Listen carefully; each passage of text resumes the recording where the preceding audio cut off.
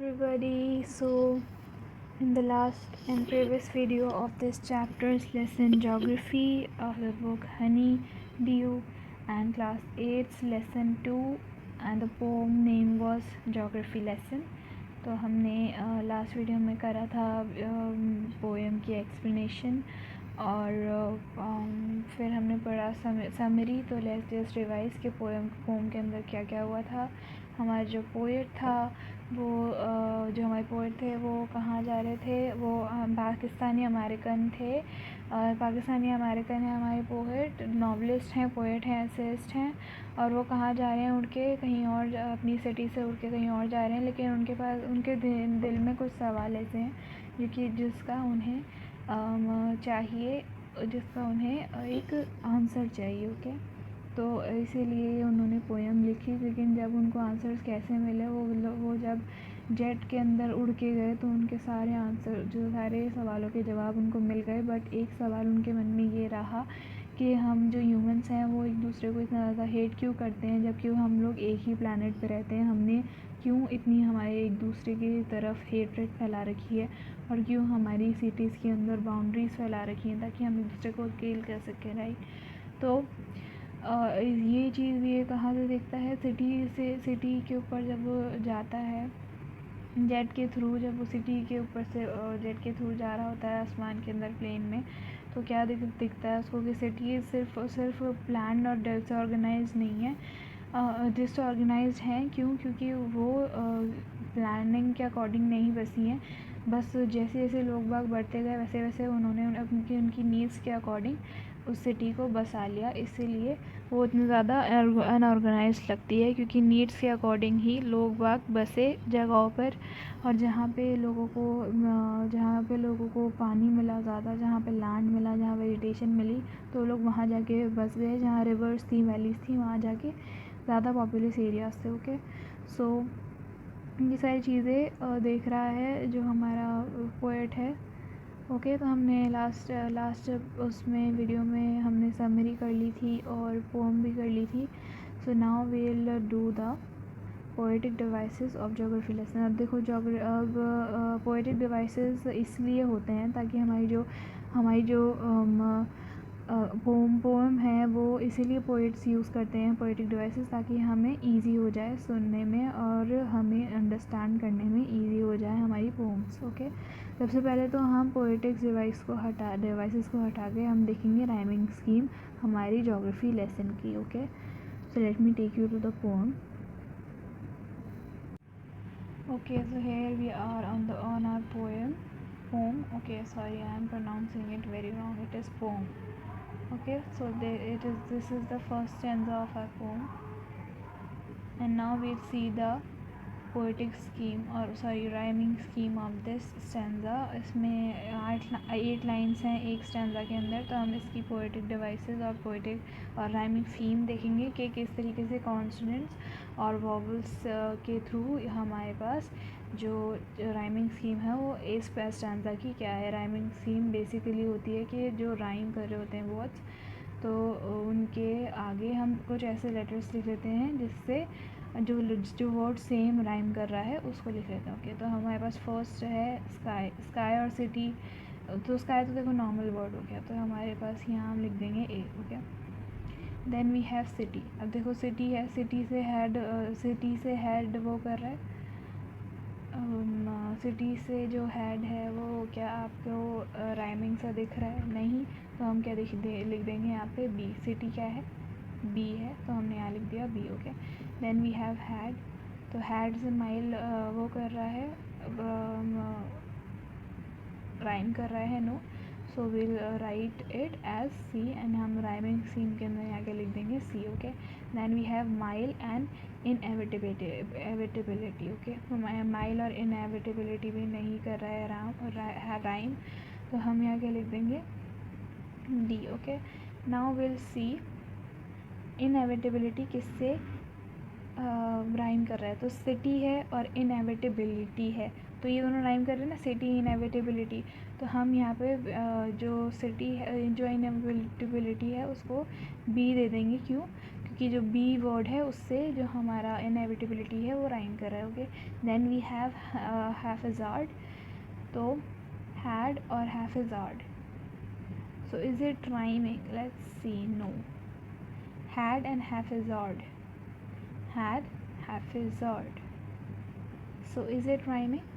Yes, it is rhyming to had. So I will write C over here. Okay, the way it had looked haphazard. Haphazard. Okay, then we have style. Style किससे match कर रहा है? Sky से match कर रहा है? No. Then we have city. City style. No. Mile and style. Okay, तो हम यहाँ पे लिख देंगे. Mile क्या है? D है, तो हम यहाँ पे लिख देंगे style. Style क्या लिख देंगे हम? D. Then we have sky and the last word is also sky.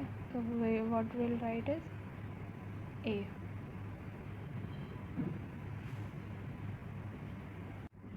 तो देखो हमारी राइमिंग स्कीम क्या हो गई? A, B, C, D, then again B, then C, then D and then A. इसी तरीके से हम हमारी जो और भी पैराग्राफ्स जो हैं उनकी भी राइमिंग स्कीम कर लेते हैं. Let's see. Okay, so this is the next stanza. अब हम यहाँ कर लेते हैं फटाफट इसकी rhyming scheme. Let's see. Feet and country, they do not rhyme, so we'll write A and B, then ran. Doesn't match.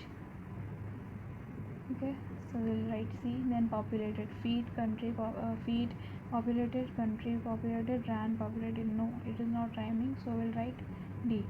Then we have geography. Country, geography. Okay, so they both are rhyming, तो हम यहाँ के लिख देंगे B. Okay, then we have man and then ran, तो यहाँ क्या लिख देंगे हम? सी, क्योंकि रैन और मैन क्या कर रहा है? राइम कर रहा है. ओके, डिलिनेटेड क्या हुआ?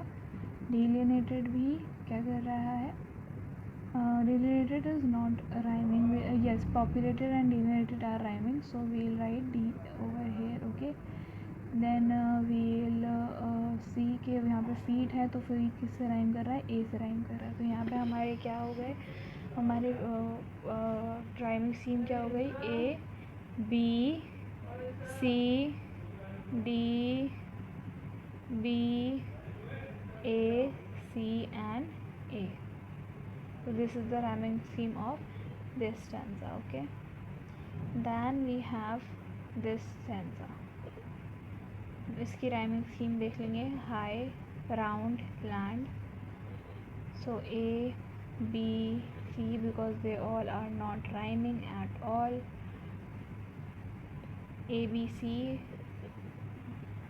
A, B, C हो गए यहाँ पे. ठीक है, so A, B, C. then we have understand, found, well, kill, why. Okay, so ऊपर जो था हम let's just do this. Okay, तो अंडरस्टैंड एंड हाई. अब ये वाला जो पैराग्राफ है वो आप लोग कर लेना. Okay, so now we will see the poetic devices of this chapter. So for the first poetic device that we have is imagery. Imagery, it is a language. It is the use of language to create images in the mind of the reader. To build a wall across the city to kill. अब देखो हमें kill से क्या समझ में आ रहा है कि वहाँ पे बहुत ज़्यादा हमें एक इमेज बन रही है दिमाग के अंदर कि हाँ वहाँ पे बहुत ज़्यादा वॉर्स वगैरह होती हैं. हमारे जो सोल्जर्स हैं हमारी बॉर्डर्स पे मरते हैं. क्यों मरते हैं? Just because of the haters between us and the cities. Okay, clear away from that height, it was clear away. अब देखो उस हाइट से सब कुछ दिख रहा था उसको, तो we can make an image and form an image, right. So now and the third then the other thing is walls form images of borders and cities form. Okay, the image of the countries. यहाँ पे लिखा हुआ है सब कुछ. तो यहाँ पे देखो हमें एक इमेज बन रही है ना दिमाग के अंदर, तो यही होता है इमेजरी. इमेजरी जो पोएटिक डिवाइस होता है उससे क्या होता है कि जो हम लोग जो पढ़ रहे हैं, रीडर कौन है यहाँ पे? हम लोग हैं. तो हम लोग जो पढ़ रहे हैं इससे इस यूज़ से इस लैंग्वेज के यूज़ से ऐसे लैंग्वेज के यूज़ से हमें ज़्यादा अच्छे से चीज़ें समझ में आती हैं. तो पोएटिक डिवाइसेस का हेल्प ही चीज़ ही होती है पोएटिक डिवाइसेस की कि जो पोएट्रिक डिवाइसेस हैं वो हमें हेल्प करते हैं हमारी जो पोम्स हैं उनको समझने के अंदर। ओके, यहाँ पे एग्जांपल भी दे दिया। Okay, so second one will read is alliteration. Alliteration is a literary device where two or more words in a phrase or line of poetry share the same beginning of consonant sound. अब यहाँ पे हम pronunciation का देखेंगे। अब ये alliteration devices में क्या है कि we have sprang and sky. Okay, तो यहाँ पे जो सेम आ गई, सेम क्या आ गई, लिटरेरी डिवाइसेस आ गए। Okay, then we have seeing and then six. तो they see and see there are two Cs. Okay, we can see here, तो इसे एलिट्रेशन कहते हैं, आप लोग कंफ्यूज मत होना। Okay, the by the valleys were populated. Okay, cities, valleys, rivers, they all are what? They all are same consonant sound, right? ये क्या है, सही consonant sound sound कर रहे हैं, तो इनका प्रोनाउंसिएशन के थ्रू हम एलिट्रेशन को समझ सकते हैं। ओके, ये कौन सा सेकेंड पोएटिक डिवाइसेस कौन सा हो गया, alliteration. The third poetic device that we have here is reference. It is a poetic device in which a word, line or phrase is repeated within the lines of the stanzas itself. Okay, ये एक ऐसा poetic devices है जिसमें एक ही stanza के अंदर दो बार कोई वर्ड आ रहा है या फिर एक लाइन आ रही है। ओके, अब देखो यहाँ पे if you will see in the chapter, in this stanza, if you'll see in the first stanza, you'll see that ये वाली जो लाइन है ना, ये ही इसके नीचे भी यही वाली लाइन आ रही है। अगर if you go to the poem, आपको यही वाली लाइन इस वाली लाइन के नीचे भी दिखेगी। तो ये कौन सा पोएटिक डिवाइस हो गया, ये रेफरेन वाला पोएटिक डिवाइस हो गया। Okay, then we have the enjambment, literary device in which a line of poetry carries its idea or thought over the next line without grammatical pause. अब देखो जब punctuation नहीं होती, जैसे कि यहाँ पे आ गया it was clear why the city had developed the way it had. अब देखो यहाँ पे कोई भी पंक्चुएशन नहीं है, यहाँ पे ना तो यहाँ कोई पंक्चुएशन है, ना यहाँ कोई पंक्चुएशन है, ना कोई पंक्चुएशन क्या होता है, यहाँ पे कोई ना तो पॉज हो या ना कोई फुल स्टॉप है, ना कोई कॉमा है, तो उसको हम क्या कहते हैं, पंक्चुएशन कहते हैं। Okay, so here we can see that यहाँ पे पंक्चुएशन का बिल्कुल भी यूज़ नहीं हुआ है, तो इसीलिए हम इसको क्या कहेंगे, इसको हम एंजाम्पमेंट कहेंगे इस वाले डिवाइस को। ओके, जब पंक्चुएशंस ना आए किसी भी स्टैंजा के अंदर, तो हम उसको क्या कह देते हैं, enjambment. Okay, now we have the answers and the questions of this chapter. Let's read.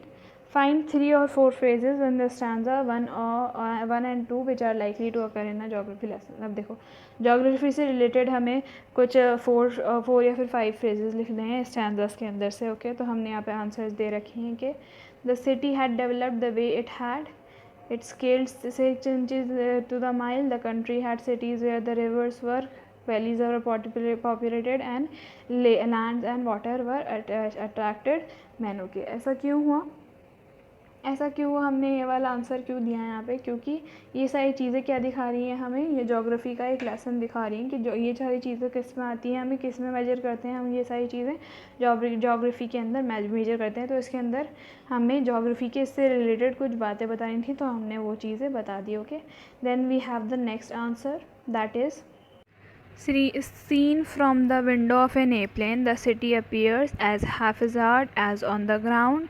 क्या वो ऐसी दिख रही है, कैसे ऐसी दिखती है वह जैसी कि ग्राउंड पे दिख रही थी वैसी केओटिक वाली, या फिर बिल्कुल as neat as the map दिख रही है, या फिर ऐसी दिख रही है एज डेवलप्ड एज नेसेसरी। कैसे दिख रही है हमें एयरप्लेन की विंडो से, पोएट ने हमें किस तरीके से बताया कि किस तरीके से हमारी सिटी है वो दिख रही है। तो जैसे कि पोएट ने बोला कि जो हमारी जो पॉपुलेशन है वो ज़्यादातर कहाँ बेस्ड है, सारी पॉपुलेशन हमारी रिवर और वैलीज़ के पास ही बेस्ड है, तो इसीलिए it is developed, it is available, it is developed as necessary। तो इसका आंसर क्या हो गया, as developed as necessary, क्योंकि ना तो ऊपर से कि ऐसे तो नहीं दिख रही कि बहुत ज़्यादा chaos वाली हो, ऐसी तो नहीं दिख रही, ना ही वो इतना ज़्यादा नीट दिख रही है जैसे कि मैप के अंदर होती है, लेकिन कैसी दिख रही है वो, as developed as necessary। तो the answer is as developed as necessary. Okay, then the third question is which of the following statements are examples of the logic of geography. अब देखो हमें यहाँ पे statements दिए हैं कुछ 5। ओके, ओके, तो ये 5 स्टेटमेंट्स कौन से हैं कि क्या है जोग्राफी के लॉजिक के अकॉर्डिंग हमें इन स्टेटमेंट्स को मॉडिफाई करना है। ओके, ये कौन सा ऐसा स्टेटमेंट है जो कि लॉजिक ऑफ जोग्राफी जिस पे लग रही है। ओके, तो यहाँ पे है there are cities where there are rivers. Okay, cities appear as they are not from 6 miles above the ground. It is easy to understand why valleys are populated. अब देखो जो सिटीज़ हैं, जो सिटीज़ कहाँ पे हैं, जहाँ पे रिवर्स हैं। क्यों? क्योंकि जहाँ पे वाटर है। ओके, इसलिए क्योंकि वाटर और लैंड जो है वो अट्रैक्ट करता है ह्यूमन को ताकि वो वहाँ पे रह सके। सिटीज़ जो हैं वो ऐसे ही अपीयर कर रही हैं जैसे कि वो जो कि वो 6 माइल्स अबव ग्राउंड से अपीयर नहीं करती। Okay, cities appear as they are not from 6 miles above the ground. Okay, it is और ये इजी है, अंडरस्टैंडेबल है ये बात कि क्यों वैलीज़ के पास जो है लोग ज़्यादा रहते हैं। ओके, तो हमारे पास तीन स्टेटमेंट्स तो ये हैं। Then we have 2 more statements, that is statement is the earth is round and it is more sea than land. Okay, geography के लॉजिक से हम देख लेते हैं इसका answer. This is the answer of this question. Okay, this is the answer. There are cities where there are rivers. It is easy to understand why the valleys are populated. It is difficult to understand why humans hate and kill one another. Okay, this is the statements that are the main examples. Okay, then we have mentioned the next question that we have are mention 2 things that are clear from the height and not clear from the height. Okay, this is the last question. Now let's learn. This is the last question. Now let's learn. Okay, mention 2 things that are clear from the height. वो एक हमें ये वाली mention करनी है चीज़ जो कि height से क्लियर है। ओके, तो वो कौन सी चीज़ है? From the height it is clear that the cities and valleys of various countries are populated near the rivers and the earth is found and it has more than sea land. This is the answer of this question. Okay, कि जो height से हम क्या देख रहे हैं कि जो सिटीज़ और जो वैलीज़ हैं वो अलग अलग कंट्रीज़ की जो सिटीज़ और वैलीज़ हैं वो ज़्यादातर कहाँ पॉपुलेटेड हैं, कहाँ वो ज़्यादातर सिचुएटेड हैं? Near the reverse. ठीक है, ऊपर से ये समझ में आ रहा है पोइट को। ओके, और जो अर्थ है वो क्या है? वो राउंड है और उसके पास ज़्यादा सी है rather than land. Okay, this is what is clear from the height. और जो चीज़ पोइट को क्लियर नहीं हुई हाइट से वो क्या चीज़ थी कि it is difficult to know that why men on earth find it more so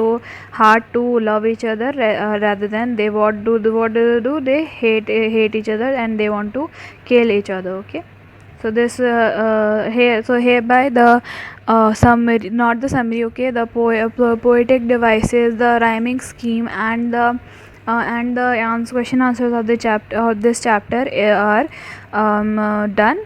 So I hope you all have understood it well, and so goodbye.